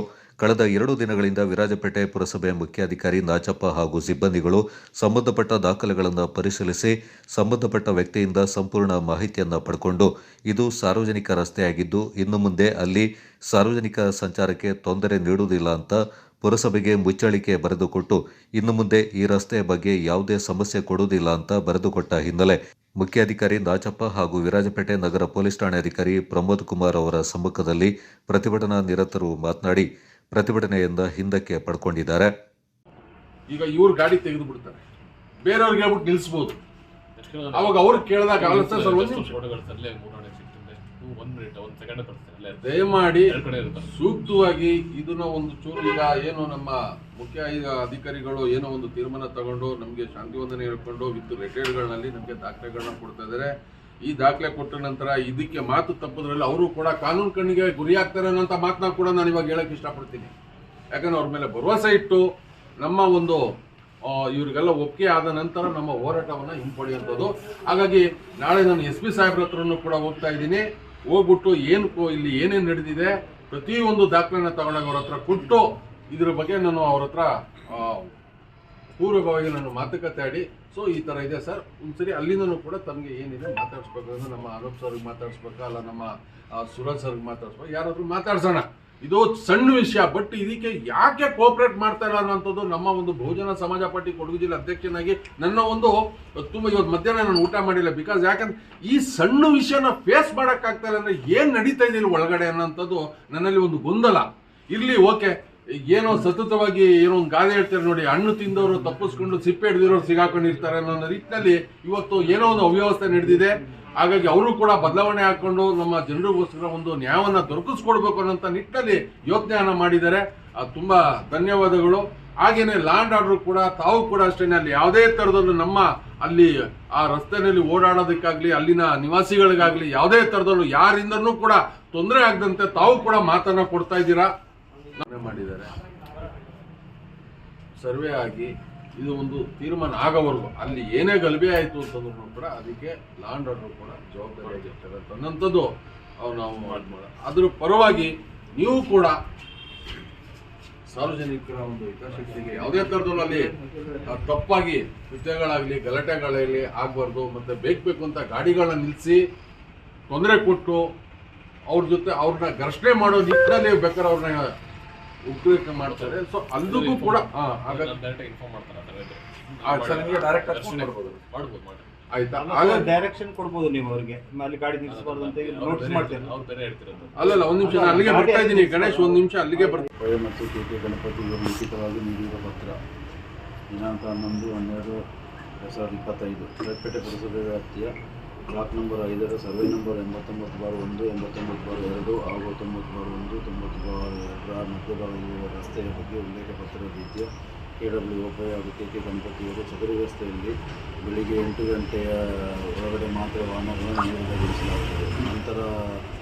ಆನಂತರ ಸದರಿ ದಾರಿಯಲ್ಲಿ ಯಾವುದೇ ವಾಹನಗಳನ್ನು ಅಡ್ಡಲಾಗಿ ನಿಲ್ಲಿಸುವುದಿಲ್ಲ ಹಾಗೂ ಸಾರ್ವಜನಿಕ ಓಡಾಡಲು ಯಾವುದೇ ಅಡೆತಡೆಗಳು ಅಡ್ಡಿಪಡಿಸುವುದಿಲ್ಲ ಎಂಬುದಾಗಿ ಮುಖ್ಯಾಧಿಕಾರಿಗಳಿಗೆ ಖುದ್ದಾಗಿ ಒತ್ತಿ ಸಹಿ ಮಾಡಿ ನೀಡಿರುತ್ತದೆ. ಕೊನೆಯದಾಗಿ ಆ ಒಂದು ಸರ್ವೆ ಮಾಡಿ ಆ ಜಾಗ ನಮ್ಮ ಸರ್ಕಾರ ಅದು ಏನಿದೆ ಆ ನಡೆಯುವಂಥ ಜಾಗ, ಪಾದ ಜಾಗ ಏನಿದೆ, ರಸ್ತೆ ಇದೆ, ಆ ಜಾಗದ ಸೂಕ್ತವಾಗಿ ನಾವು ಸರ್ವೆ ಮಾಡಿ ನಾಳೆನೋ ಇಲ್ಲ ನಾಳ್ದು 7 ಡೇಸ್ವರೆಗೂ ಅವರು ನೋಟಿಸ್ ಕಳಿಸಿ ನಾವು ಏನಿದೆ ಅದನ್ನ ಖುದ್ದಾಗಿ ಪರಿಶೀಲನೆ ಮಾಡಿ ಕೂಡಲೇ ನಾವು ಇದನ್ನು ಸರಿಪಡಿಸ್ಕೊಡ್ತೀವಿ ಅಂತನ್ನೋಂಥ ಮಾತನ್ನು ಕೊಟ್ಟು ಆ ಸರ್ವೆಗೆ ಹಾಕಿರೋಂಥ ಒಂದು ಸ್ಲಿಪ್ಪನ್ನು ಕೂಡ ನಮಗೆ ಕೊಟ್ಟಿದ್ದಾರೆ. ಹಾಗೆಯೇ ನಮ್ಮಂಥ ಪ್ರಸಾದ್ ಸರ್ ಅವರು ಕೂಡ ನಮ್ಮ ಜೊತೆಲಿದ್ದಾರೆ. ಅಲ್ಲಿ ಯಾವುದೇ ಥರದಲ್ಲೂ ಇಲ್ಲಿ ಇದನ್ನ ಪರಿಶೀಲನೆ ಮಾಡಿ ಒಂದು ನ್ಯಾಯ ಸಿಗೋವರೆಗೂ ನಾವು ಕೂಡ ತಮ್ಮ ಜೊತೆಲಿ ಇಟ್ಕೊಂಡು ಅಲ್ಲಿ ಯಾವುದೇ ಒಂದು ಗಲಾಟೆಗಳಾಗದಂತೆ ನಾವು ನೋಡ್ಕೊಳ್ತೀವಿ ಅನ್ನೋಂಥ ಮಾತು ಕೂಡ ಹೇಳಿದ್ದಾರೆ. ಮತ್ತೆ ಅದ್ರ ಜೊತೆಯಲ್ಲಿ ಅಲ್ಲಿ ಯಾರು ಆ ಖಾಸಗಿ ವ್ಯಕ್ತಿ ಇದ್ದಾರೆ ಅವರು ಕೂಡ ನಮ್ಮ ಆಫೀಸರ್ಗೆ, ಮುಖ್ಯ ಆಯುಕ್ತರಿಗೆ, ಪುರಸಭೆ ಮುಖ್ಯ ಆಯುಕ್ತರಿಗೆ ಬರವಣಿಗೆ ಮನೆಯಲ್ಲಿ ಕೊಟ್ಟಿದ್ದಾರೆ. ನಾವು ಅವ್ರಿಗೆ ಯಾವುದೇ ಕಾರಣದಲ್ಲೂ ತೊಂದರೆ ಕೊಡೋದಿಲ್ಲ, ನೀವೇನಿದೆ ನಿಮ್ಮ ಕಾನೂನುಬದ್ಧವಾಗಿ ಪರಿಶೀಲನೆ ಮಾಡಿದ್ರು ಸೂಕ್ತವಾಗಿ ನೀವು ನ್ಯಾಯನ ದೊರಕಿಸ್ಕೊಡಿ ಅನ್ನೋಂಥ ನಿಟ್ಟಲ್ಲೂ ಕೂಡ ಅವರು ರೈಟಿಂಗ್ನಲ್ಲಿ ಬರ್ಕೊಟ್ಟಿದ್ದಾರೆ. ಸೊ ಅದಕ್ಕೆ ನಮಗೆ ಪುರಸಭೆಯಿಂದ ಕೂಡ ಒಂದು ಲೆಟ್ರನ್ನ ನಮ್ಮ ಆಯುಕ್ತರು ಏನು ಮುಖ್ಯ ಆಯುಕ್ತರು ನಮಗೆ ಪುರಸಭೆ ಮುಖ್ಯ ಆಯುಕ್ತರು ನಮಗೆ ಲೆಟರ್ನಲ್ಲಿ ಕೊಟ್ಟಿದ್ದಾರೆ. ಕರ್ನಾಟಕ ರಾಜ್ಯ ಸಹಕಾರ ಮಹಾಮಂಡಳ ನಿಯಮಿತ ಬೆಂಗಳೂರು, ಕೊಡಗು ಜಿಲ್ಲಾ ಸಹಕಾರ ಯೂನಿಯನ್ ನಿಯಮಿತ ಮಡಿಕೇರಿ ಹಾಗೂ ಹಾಲು ಉತ್ಪಾದಕರ ಸಹಕಾರ ಸಂಘಗಳ ಅಧ್ಯಕ್ಷರು, ನಿರ್ದೇಶಕರು ಮತ್ತು ಕಾರ್ಯದರ್ಶಿಗಳಿಗೆ ಸಹಕಾರ ಸಂಘಗಳ ಮೇಲ್ವಿಚಾರಣೆ ನಿರ್ವಹಣೆ, ಸಹಕಾರ ಕಾಯ್ದೆ ಕಾನೂನು ಹಾಗೂ ರಾಸುಗಳ ಆರೋಗ್ಯ ನಿರ್ವಹಣೆ ಕುರಿತು ವಿಶೇಷ ಕಾರ್ಯಕ್ರಮವನ್ನು ಕೂಡಿಗೆಯ ಜಿಲ್ಲಾ ಕೃಷಿ ತರಬೇತಿ ಕೇಂದ್ರದಲ್ಲಿ ಗುರುವಾರ ನಡೆಸಲಾಯಿತು.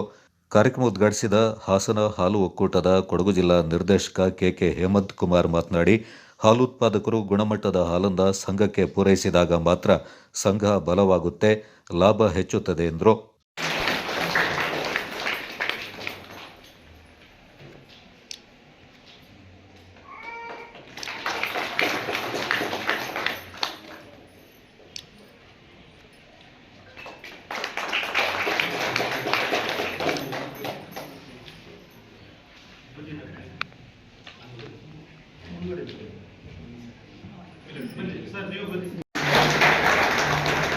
ನಮ್ಮ ಯೂನಿಯನ್ ಅಧ್ಯಕ್ಷರು ರಾಬಿನ್ ದೇವೇರ್ ಅವರಿಗೆ ಒಂದು ಶಾಲನ ಹೊಸೋದ್ರ ಮುಖಾಂತರ, ಗಾರ್ಲೆಟ್ ಮಾಡೋದ್ರ ಮುಖಾಂತರ ಮೈಸೂರು ಪೇಟ, ನಮ್ಮ ಸಂಸ್ಕೃತಿ ಮೈಸೂರು ಪೇಟ, ಇವತ್ತು ಯಾರನ್ನೇ ನಾವು ಸನ್ಮಾನ ಮಾಡೋದು ಕೂಡ ಮೈಸೂರು ಪೇಟವನ್ನು ತೊಡಸುವಂಥದ್ದು ನಮ್ಮೆಲ್ಲರ ಸಂಸ್ಕೃತಿ. ಹಾಗಾಗಿ ಮೈಸೂರು ಪೇಟವನ್ನು ತೊಡಸೋದ್ರ ಮುಖಾಂತರ ಬಹಳ ಅಭಿಮಾನದಿಂದ ಸುನೀಲ್ ರಾವ್ ಅವರು ಒಂದು ಕಾಣಿಕೆ, ನೆನಪಿನ ಕಾಣಿಕೆಯನ್ನು ಕೊಡೋದ್ರ ಮುಖಾಂತರ ಬಹಳ ಅಭಿಮಾನದಿಂದ ಸನ್ಮಾನ ಮಾಡ್ತಿದ್ದಾರೆ. ಸನ್ಮಾನ ಸ್ವೀಕರಿಸಿದ ಸುನೀಲ್ ರಾವ್ ಅವರು ನಿಮ್ಮೆಲ್ಲರ ಪರವಾಗಿ ಅವರು ಸನ್ಮಾನ ಮಾಡ್ತಿದ್ದಾರೆ. ಅವರು ಕೂಡ ದಯಮಾಡಿ ಸ್ವೀಕರಿಸಬೇಕು. ಕೆ ಹೇಮಂತ್ ಕುಮಾರ್ ಅವರಿಗೆ ಅವರಿಗೂ ಕೂಡ ಮೈಸೂರು ಪೇಟ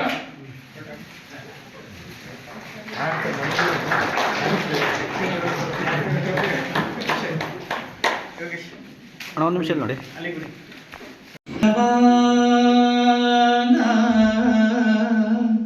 ಬೇಲೂರ ಚನ್ನಕೇಶವ ವೇದ ಪುನೀತವರ ಶಿವಶ ಬೇಲೂರ ಚನ್ನಕೇಶವ ವೇದ ಪುನೀತವರ ಶಿವಶಂಕರ. ರಾಜ್ಯದಲ್ಲಿ ಬೆಂಗಳೂರು ಒಕ್ಕೂಟ ಬಿಟ್ಟರೆ ನಮ್ಮ ಹಾಸನ ಹಾಲು ಒಕ್ಕೂಟನೇ ಹಾಲು ಸಂಗ್ರಹಣೆಯಲ್ಲಿ 2ನೇ ಸ್ಥಾನದಲ್ಲಿರೋದು. ಹಾಗೆ ಈ ಲಾಭಾಂಶ ಗಳಿಕೆಯಲ್ಲೂ ಅಷ್ಟೇ ನಮ್ಮ ಹಾಸನ ಹಾಲು ಒಕ್ಕೂಟ ಯಾವಾಗಲೂ ಮೊದಲು ಮತ್ತು ಎರಡನೇ ಸ್ಥಾನದಲ್ಲಿ ಇರ್ತದೆ.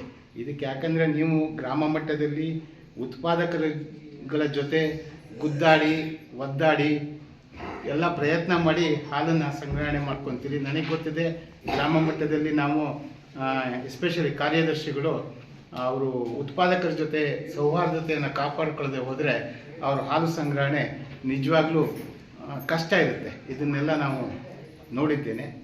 ಮತ್ತು ಹಸುಗಳನ್ನು ಅಷ್ಟೇ, ನಾವು ಗುಣಮಟ್ಟದ ಹಾಲನ್ನು ನಾವು ಶೇಖರಣೆ ಮಾಡಬೇಕಾದ್ರೆ ಉತ್ಪಾದಕರುಗಳು ಗುಣಮಟ್ಟದ ಹಾಲನ್ನು ಉತ್ಪಾದನೆ ಹಸುವಿನಿಂದ ಪಡೆಯಬೇಕಾದ್ರೆ ಅದನ್ನು ಯಾವ ರೀತಿ ಪಾಲನೆ ಮಾಡಬೇಕು, ಪೋಷಣೆ ಮಾಡಬೇಕು ಅನ್ನೋದ್ರ ಬಗ್ಗೆ ಡಾಕ್ಟ್ರು ಶ್ರೀದೇವರವರು ನಿಮಗೆ ತಿಳಿಸ್ಕೊಡ್ತಾರೆ.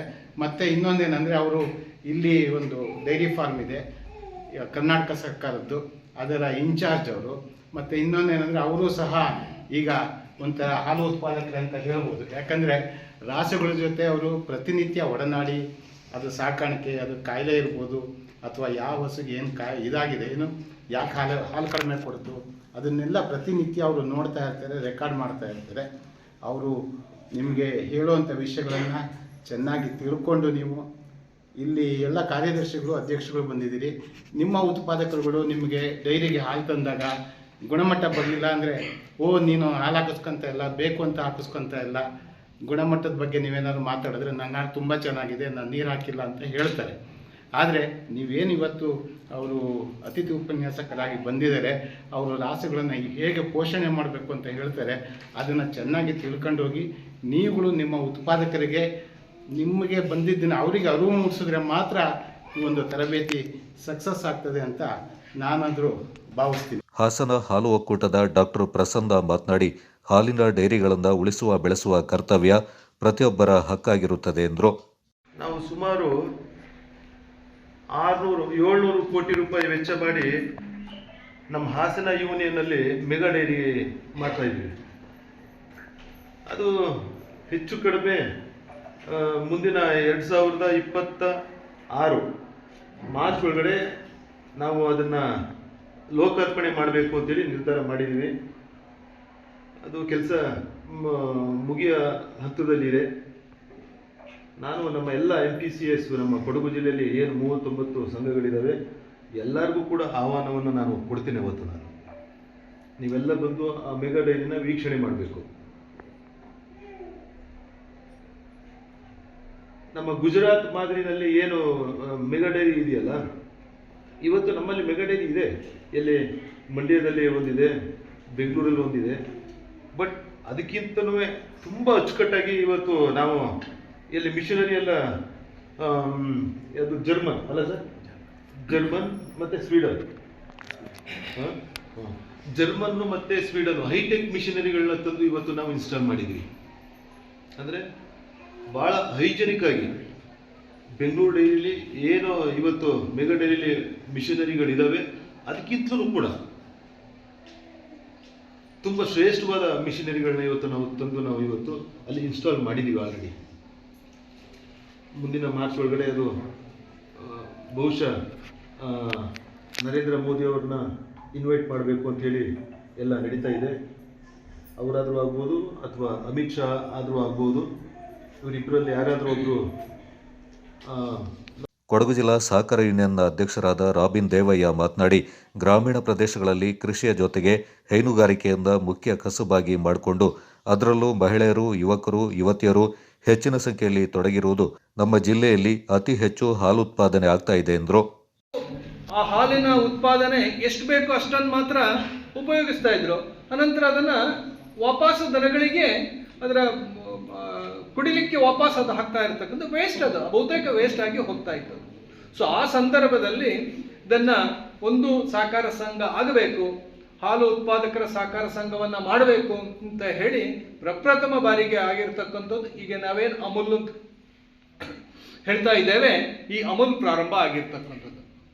ಅಮೂಲ್ ಅಂತ ಹೇಳಿದರೆ ಆನಂದ್ ಮಿಲ್ಕ್ ಯೂನಿಯನ್ ಲಿಮಿಟೆಡ್ ಅಂತ ಹೇಳುವಂಥದ್ದು. ಆನಂದ್ ಅಂತ ಹೇಳ್ತಕ್ಕಂಥ ಒಂದು ಪ್ಲೇಸ್, ಅದು ಗುಜರಾತ್ ರಾಜ್ಯದ ಒಂದು ಪ್ಲೇಸ್ ಆನಂದ್ ಅಂತ ಹೇಳ್ತಾರೆ. ನಾನು ಪ್ರಾರಂಭದಲ್ಲಿ ಆನಂದ್ ಅಂತ ಹೇಳುವಾಗ ಯಾರೋ ಈ ಒಂದು ಪ್ರಾರಂಭ ಮಾಡಿರ್ತಕ್ಕಂಥ ಹೆಸರು ಅಂತ ನಾನು ಅಂದ್ಕೊಂಡಿದ್ದೆ.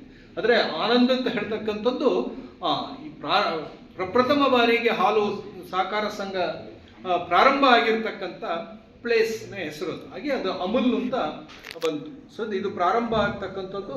ಅನಂತರ ಬಹುಶಃ ಇವತ್ತು ವಿಶ್ವದಲ್ಲಿ ಇಡೀ ವಿಶ್ವದಲ್ಲಿ ಭಾರತದ ಹಾಲು ಎಷ್ಟಿದೆ, ಭಾರತ ಇಡೀ ವಿಶ್ವದಲ್ಲಿ ಹೈನುಗಾರಿಕೆಯಲ್ಲಿ ಪ್ರಥಮ ಸ್ಥಾನದಲ್ಲಿ ಭಾರತ ಇದೆ. ಇದರ ಪ್ರಾಡಕ್ಟ್ಗಳು ನಾನು ಬಹಳ ವಿಸ್ತೃತವಾಗಿ ಹೇಳಬೇಕು ಅಂತ ಏನು ಅಂತ ಇಲ್ಲ. ಆದರೆ ಇದನ್ನು ಹೇಗೆ ಸಂಗ್ರಹ ಮಾಡಬೇಕು, ಸಂಗ್ರಹದ ನಂತರ ಇದನ್ನು ಕೆಡದಾಗೆ ಸಂರಕ್ಷಣೆ ಹೇಗೆ ಮಾಡಬೇಕು, ಇದ್ರ ಬಗ್ಗೆ ಅಧ್ಯಯನ ಮಾಡ್ತಾ ಮಾಡ್ತಾ ಮಾಡ್ತಾ ಪ್ರಯೋಗಶಾಲೆಗಳು ಕೂಡ ಪ್ರಯೋಗಶಾಲೆಗಳ ಹುಟ್ಕೊಂಡ ನಂತರ ಇವತ್ತು ನಾವು ಹಾಲಿನ ಪ್ರಾಡಕ್ಟನ್ನು ವರ್ಷಾನುಗಟ್ಟಲೆ ಕೆಡದ ರೀತಿಯಲ್ಲಿ ಇಡುವಂಥ ವ್ಯವಸ್ಥೆ ಕೂಡ ಇವತ್ತು ಆಗ್ತಾ ಇದೆ. ಡಾಕ್ಟರ್ ಪ್ರಸನ್ನ ಅವರು ಮಾತಾಡ್ತಾ ಹೇಳಿದರು, ಹೇಮಂತ್ ಅವರು ಕೂಡ ಹೇಳಿದರು, ನಮ್ಮ ಹಾಸನ ಹಾಲು ಒಕ್ಕೂಟದಲ್ಲಿ ಯಾವ ರೀತಿಯಾಗಿ ವ್ಯವಸ್ಥೆಗಳು ಆಗ್ತಾ ಇದೆ ಅಂತ ಹೇಳುವಂಥದ್ದು. ಆದರೆ ಆಹ್ವಾನ ಕೊಡ್ತೀನಿ, ನೀವು ಬಂದು ಅದನ್ನು ಎಲ್ಲ ವೀಕ್ಷಣೆ ಮಾಡಬೇಕು. ಎಷ್ಟು ಮಟ್ಟಿಗೆ ಇವತ್ತು ನಮ್ಮ ಯೂನಿಯನ್ ಬೆಳೆದಿದೆ ಅಂತ ಹೇಳಿ. ಇವತ್ತು ನಮ್ಮ ಕರ್ನಾಟಕದಲ್ಲಿ 15 ಯೂನಿಯನ್ಗಳು ಏನಿದ್ದಾವೆ, ಆ 15 ಯೂನಿಯನಲ್ಲಿ ಇವತ್ತು 2ನೇ ಸ್ಥಾನದಲ್ಲಿ ನಮ್ಮ ಹಾಸನ ಹಾಲು ಒಕ್ಕೂಟ ಇದೆ. ನಮ್ಮ ಯೂನಿಯನ್ 2ನೇ ಸ್ಥಾನದಲ್ಲಿ. ಇವತ್ತು ಒಂದು ದಿವಸದಲ್ಲಿ 12 ರಿಂದ 14 ಲಕ್ಷ ಲೀಟರ್ ಹಾಲನ್ನು ನಾವು ಹಾಗಾಗಿ ಹೈನುಗಾರಿಕೆಗೆ ತುಂಬಾನೇ ನಮ್ಮ ಯೂನಿಯನ್ ಹುಟ್ಟಿದೆ. ಹಾಗೆ ಇವತ್ತು ನೀವೆಲ್ಲ ಹಾಲು ಹಾಕ್ತಾ ಇದ್ದೀರಿ ಸಂಘಕ್ಕೆ. ಇವತ್ತೇನಾದ್ರು ಕರೆಕ್ಟಾಗಿ ನಿಮಗೆ ಒಂದು ಪೇಮೆಂಟ್ 15 ದಿವಸಕ್ಕೂ ಅಥವಾ 10 ದಿವಸಕ್ಕೂ, ನಮ್ಮಲ್ಲಿ 10 ದಿವಸಕ್ಕೂ 15 ದಿವಸಕ್ಕೂ ಪೇಮೆಂಟ್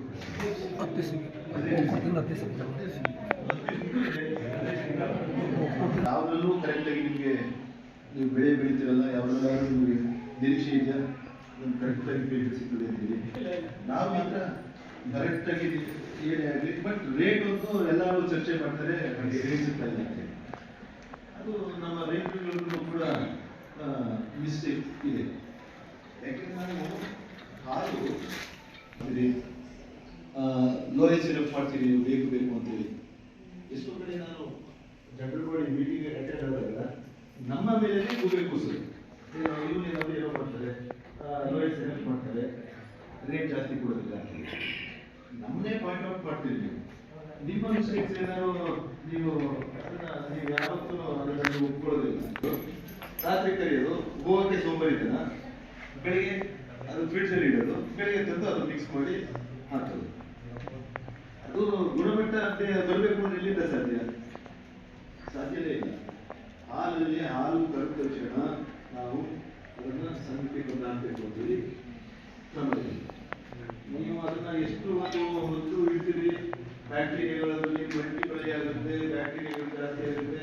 ಹಾಲು ಆವಾಗಲೇ ಕರೆದಿದ್ದ ಹಾಲು ಉಚಿತವಾಗಿ ನಾವು ತಂದು ಆವಾಗಲೇ ನಾವು ಡೈರಿಗೆ ಹಾಕ್ತೀವಿ. ನೀವು ಗುಣಮಟ್ಟ ಹಾಲು ಕೊಡ್ಬೇಕು. ಮತ್ತೆ ಈ ಕರು ಹಾಕ್ದಾಗ ಒಂದು 15 ದಿವಸ ನಾವು ಡೈರಿಗೆ ಹಾಲು ಹಾಕೋದು ಬೇಡ ಅಂತ ಹೇಳ್ತೀವಿ, ನೀವು ಕೇಳೋದಿಲ್ಲ. ಒಂದು ಸನ್ಮಾನವನ್ನ ಮಾಡೋದ್ರ ಮುಖಾಂತರ ಅವರು ಅಭಿಮಾನದಿಂದ ಸನ್ಮಾನ ಮಾಡಲಾಗ್ತಾ ಇದೆ. ಮೈಸೂರು ಪೇಟ ತೋರಿಸೋದ್ರ ಮುಖಾಂತರ ಅವ್ರಿಗೂ ಬಹಳ ಅಭಿಮಾನದಿಂದ ಶ್ಯಾಮಲಾ ಮೇಡಮ್ ಅವ್ರಿಗೂ ಕೂಡ ಪೂರ್ವಕ ಧನ್ಯವಾದಗಳು. ಕೂಡ ಒಂದು ಸನ್ಮಾನ, ದಯವಿಟ್ಟು ಅಮೃತ್ ಅವರು ಕೂಡ ಸನ್ಮಾನವನ್ನು ಸ್ವೀಕರಿಸಬೇಕು.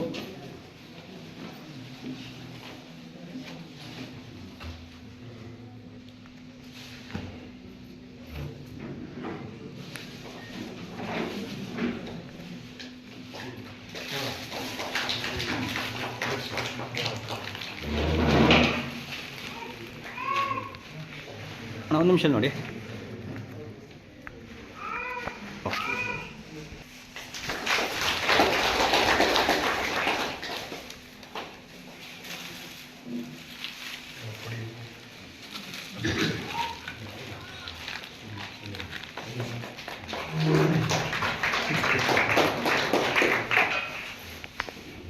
ಹಾಲು ಉತ್ಪಾದಕರ ಸಹಕಾರ ಸಂಘ ಜೊತೆಗೂಡಿ ಕೊಡಗು ಜಿಲ್ಲೆಯಲ್ಲಿ ಇರ್ತಕ್ಕಂಥ ಎಲ್ಲ 39 ಹಾಲು ಉತ್ಪಾದಕರ ಸಹಕಾರ ಸಂಘಗಳ ಎಲ್ಲ ಆಡಳಿತ ಮಂಡಳಿ ನಿರ್ದೇಶಕರು ಮತ್ತು ಮುಖ್ಯ ಕಾರ್ಯನಿರ್ವಹಣಾಧಿಕಾರಿಗಳ ಪರವಾಗಿ ಡಾಕ್ಟರ್ ಶ್ರೀದೇವ್ ಅವ್ರಿಗೂ ಕೂಡ ಪೂರ್ವಕ ಅಭಿನಂದನೆಗಳನ್ನ ಸನ್ಮಾನವನ್ನು ಮಾಡ್ತಾ ಇದ್ದೀವಿ.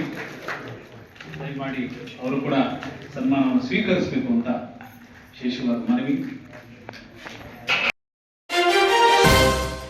ಚಾಲಕನ ನಿಯಂತ್ರಣ ಕಳೆದುಕೊಂಡ ಮಾರುತಿ ಕಾರೊಂದು ರಸ್ತೆ ಬದಿಯ ತೋಟದ ಚರಂಡಿಗೆ ಉರುಳಿಬಿದ್ದ ಘಟನೆ ದಾಪಕ್ಲು ಮಡಿಕೇರಿ ಮುಖ್ಯ ರಸ್ತೆಯ ಕೊಟ್ಟಮುಡಿ ಜಂಕ್ಷನ್ ಬಳಿ ಗುರುವಾರ ಸಂಜೆ ನಡೆದಿದೆ.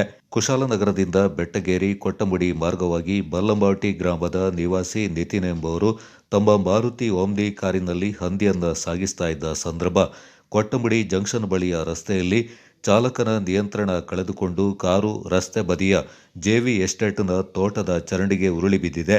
ಅಪಘಾತದಿಂದ ಕಾರಿನ ಮೇಲ್ಭಾಗ ಹಾಗೂ ಒಂದು ಬದಿಗೆ ಹಾನಿಯಾಗಿದ್ದು, ಕಾರಿನ ಚಾಲಕ ನಿತಿನ್ ಹಾಗೂ ಜೊತೆಗಿದ್ದ ಮತ್ತೊಬ್ಬ ವ್ಯಕ್ತಿ ಅದೃಷ್ಟವಶಾತ್ ಪ್ರಾಣಾಪಾಯದಿಂದ ಪಾರಾಗಿದ್ದಾರೆ.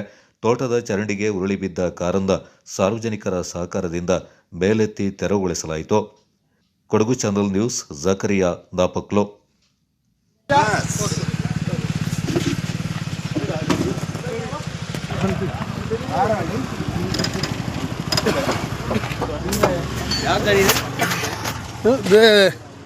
ಬಲ್ಲಮಟ್ಟಿ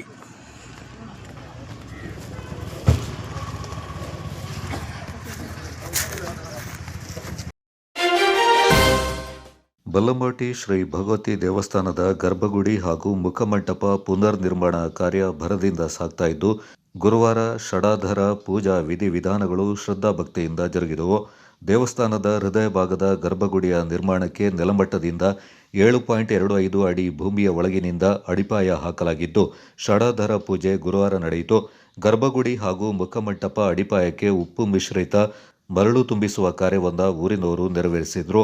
ಪೂಜೆ ಅಂಗವಾಗಿ ಭಕ್ತರಿಗೆ ಅನ್ನ ಸಂತರ್ಪಣೆಯನ್ನು ಏರ್ಪಡಿಸಲಾಗಿತ್ತು. ಈ ಸಂದರ್ಭ ದೇವಸ್ಥಾನದ ತಕ್ಕ ಮುಖ್ಯಸ್ಥರು ಕೋಟೆರ ಸುಬ್ಬಯ್ಯ, ನೆರವಂಡ ಭೀಮಯ್ಯ, ಅಧ್ಯಕ್ಷರಾದ ಕೋಟೆರ ಸುಬ್ಬಯ್ಯ, ಉಪಾಧ್ಯಕ್ಷ ಬೇರೂಡ ಮಾಚಯ್ಯ, ಕಾರ್ಯಾಧ್ಯಕ್ಷರು ಹಾಗೂ ಖಜಾಂಚಿ ಬೊಟ್ಟಾಳಂಡ ತಿಮ್ಮಯ್ಯ ಮತ್ತಿತರ ಪ್ರಮುಖರು ಪಾಲ್ಗೊಂಡಿದ್ದರು.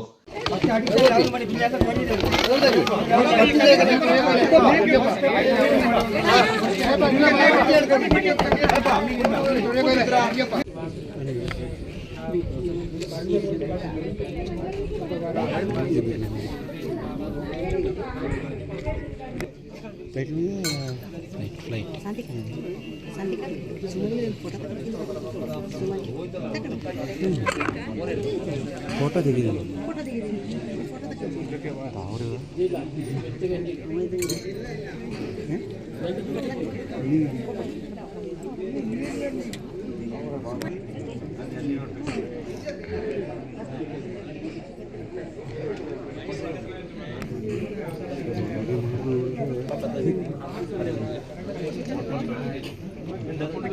ಅಲ್ಲ ಅಲ್ಲಿಗುಂಡು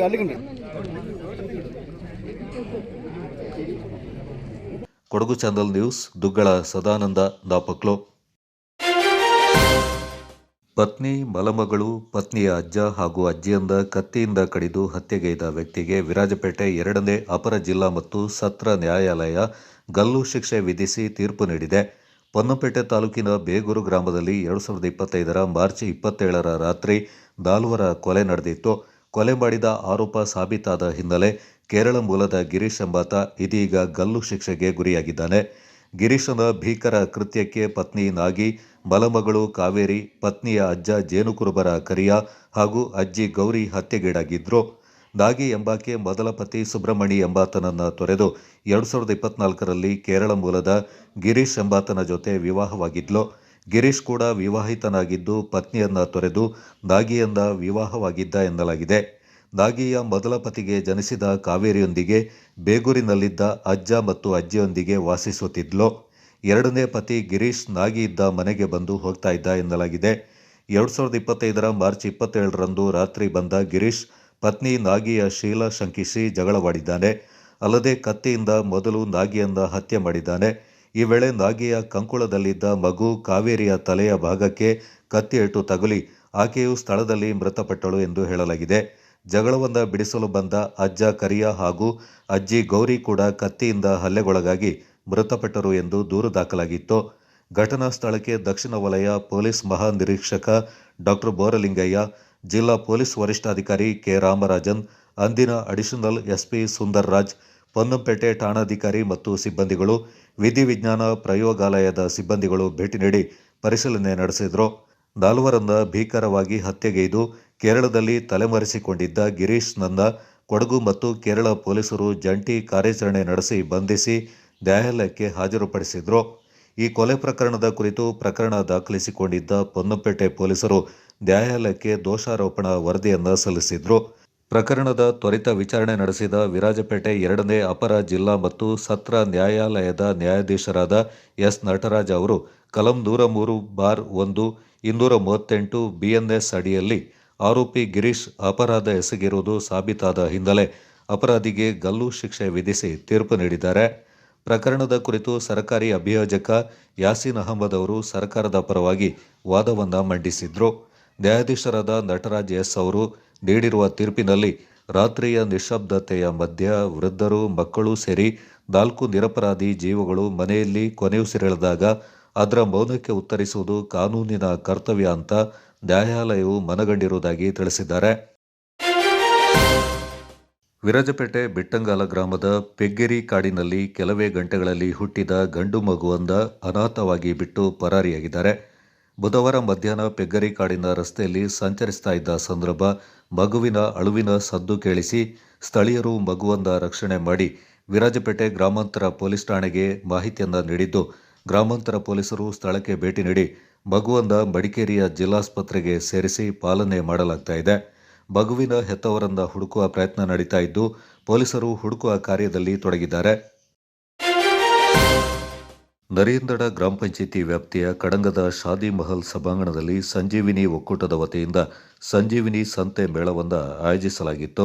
ಸಂತೆ ಮೇಳವನ್ನು ಗ್ರಾಮ ಪಂಚಾಯತ್ ಅಧ್ಯಕ್ಷೆ ಕೌಶಿ ಕಾವೇರಮ್ಮ ಅವರು ಉದ್ಘಾಟಿಸಿ ಮಾತನಾಡಿ, ಸಂಜೀವಿನಿ ಒಕ್ಕೂಟದಿಂದ ಗ್ರಾಮ ಪಂಚಾಯಿತಿ ವ್ಯಾಪ್ತಿಯಲ್ಲಿ ಶುಚಿತ್ವವನ್ನು ಕಾಪಾಡಿಕೊಳ್ಳಲು ಸಹಕಾರಿಯಾಗಿದ್ದು, ವಿನೂತನ ರೀತಿಯಲ್ಲಿ ಇಂತಹ ಮೇಳವನ್ನು ಆಯೋಜಿಸಿರುವುದು ಸಂತಸದ ವಿಷಯ ಎಂದರು.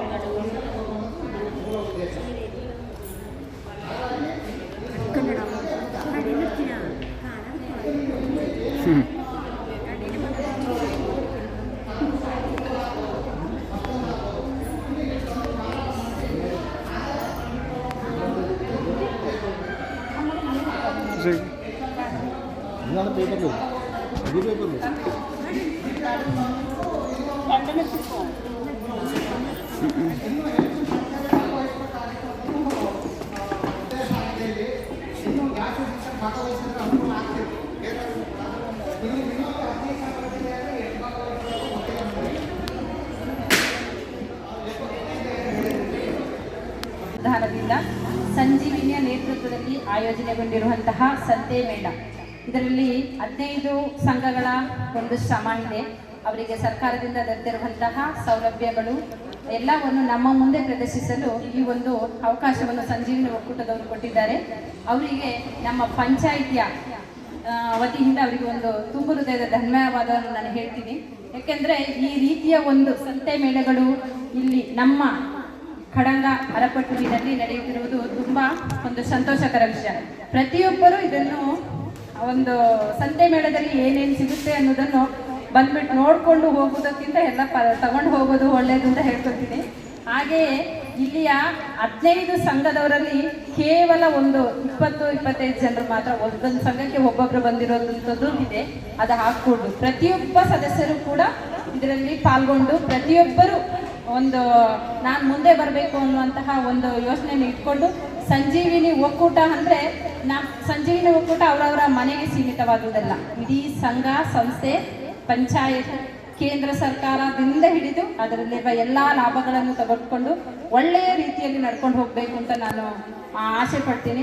ಗ್ರಾಮ ಪಂಚಾಯತ್ ಉಪಾಧ್ಯಕ್ಷ ಕೋಡಿರ ವಿನೋದ್ ನಾಣಯ್ಯ ಮಾತನಾಡಿ, ಸಂಜೀವಿನಿ ಒಕ್ಕೂಟದ ಸಂತೆ ಮೇಳದಿಂದ ಮಹಿಳೆಯರಿಗೆ ಉದ್ಯೋಗ ಅವಕಾಶವನ್ನು ಕಲ್ಪಿಸಲಾಗುವುದು ಮತ್ತು ಆರ್ಥಿಕ ಸಹಾಯ ಹೊಂದಲು ಸಹಕಾರಿಯಾಗಲಿದೆ ಎಂದರು. ಎಲ್ಲ ಕಸ ಏನು ಮಾಡ್ತೀವಿ ಈಗ ಕಸ ವಿಂಗಡಣೆ, ಅದರಲ್ಲೂ ಕೂಡ ಸಂಜೀವಿನಿ ಒಕ್ಕೂಟದ ಪಾಲು ಮುಖ್ಯವಾಗಿ ಬರುತ್ತೆ. ಆದರೆ ನಮ್ಮ ಈ ಪಂಚಾಯತಿಲಿ ಏನಾಗಿದೆ ಅಂತಂದರೆ ಬಾಕಿ ಎಲ್ಲ ಚಟುವಟಿಕೆ ನಡೀತಿದೆ, ನಮ್ಮ ಕಸ ವಿಲೇವಾರಿ ಘಟಕದ ಒಂದು ಕಾರ್ಯ ಮಾತ್ರ ಸ್ಥಗಿತವಾಗಿದೆ. ದಯವಿಟ್ಟು ಸಂಘದ ಎಲ್ಲ ಪದಾಧಿಕಾರಿಗಳು ಕಡಿಮೆ ಅಂದರೆ 200 ಜನ ಬರಬೇಕು, ಇಲ್ಲಿ ಕಾಣ್ತಾ ಇಲ್ಲ ಅಲ್ವಾ, ಎಲ್ಲರೂ ಸೇರಿ ಇದಕ್ಕೊಂದು ಮುಕ್ತಿ ಆಗಬೇಕು. ನಾವು ಈಗ ತಾನೇ ನಾನು ಮತ್ತೆ ಪಂಚಾಯತ್ ಅಭಿವೃದ್ಧಿ ಅಧಿಕಾರಿಯವರು ಆ ಸ್ಥಳಕ್ಕೆ ಭೇಟಿ ನೀಡಿದಾಗ ಅಲ್ಲಿ ಲಾಟ್ ಆಗಿದೆ.